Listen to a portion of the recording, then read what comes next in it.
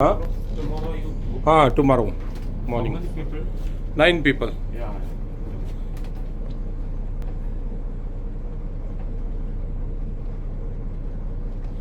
ही houseboat आहे. केरळमधली कशा पद्धती असते बघा, तुम्हाला दाखवतो. या पद्धतीने ही हाऊसबोट असते.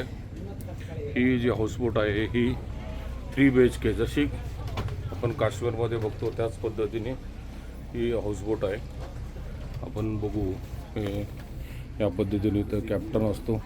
हे बेडरूम म्हणजे डायनिंग हॉल आहे आणि हे वरचा टेरेस आहे की आपण बघू शकतो की हा टेरेस आहे.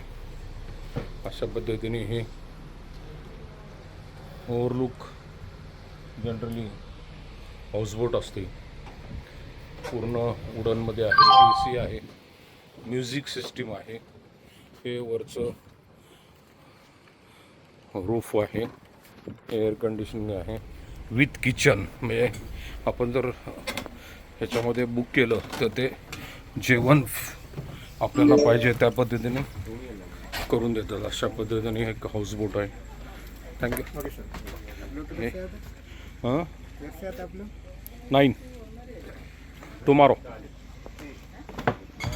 आपण बघू शकतो की ह्या पद्धतीने ही हाऊसबोट्स असते आणि हे फार शिस्तबद्ध व्यवस्थित एकदम.